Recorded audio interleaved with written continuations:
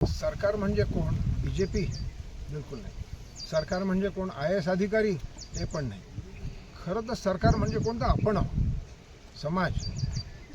आपला समाजाने जर का शिस्तबद्ध व्हायचं ठरवलं, समाजाने जर ठरवलं की माझ्या परिसरामध्ये डोंगर पोखरायला परवानगी नाही देतं का, समाजाने जर ठरवलं की माझ्या परिसरामधलं जंगल तोडलं जातं का माझं नाही, तर सगळ्या गोष्टी चांगल्या होतील.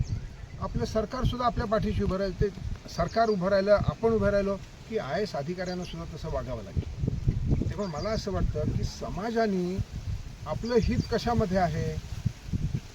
आता यावर्षीचा पाऊस येण्यासाठी 22 तारखेपर्यंत आपल्याला थांबावं लागलं, ही चांगली गोष्ट आहे का? याच्या पुढे आपल्याला आणखीन वाईट दिवस येण्याची शक्यता आहे. मी जगभर संपर्कामध्ये असतो. ही सत्य गोष्ट आहे की आपल्यावर आणखीन वाईट परिस्थिती येणार आहे. तेव्हा समाजाने शहाणं व्हायला पाहिजे. ही सगळ्यात पहिली गोष्ट व्हायला पाहिजे असं मला वाटतं. ही सरकारची जबाबदारी नाही, ही IAS अधिकाऱ्यांची जबाबदारी नाही, ही चोरट्या जे आहेत, चोरटे पोरटे जे त्यांची पण ती जबाबदारी नाही.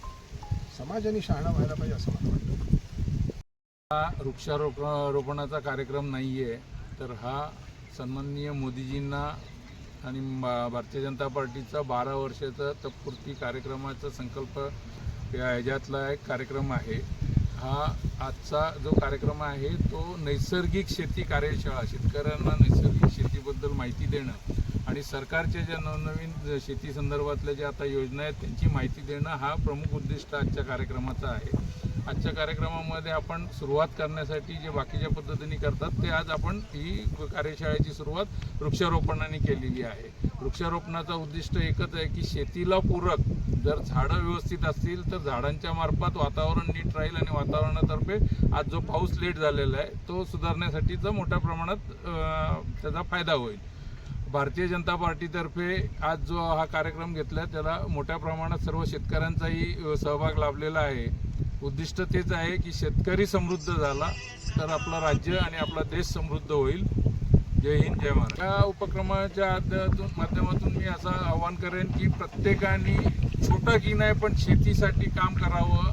आपल्या घराच्या परड्यामध्ये 10 बाय 10ची तरी शेती करावी की ज्याच्यात 5-10 झाडं लावून आपल्या घराला लागणारा भाजीपाला तरी आपल्या स्वतःच्या परड्यात जर उगवला आणि त्याचा जर शेतीमुक्त विषमुक्त जे अभियान आहे यात आपला सहभाग नोंदवला तर स्वतःचंही भलं होईल आणि त्याचबरोबर आपल्या समाजाचंही भलं होईल. त्या प्रमाणात जी जंगलतोड होते त्याच्यावरती मी स्वतः वेळोवेळी आवाज उठवलेला आहे.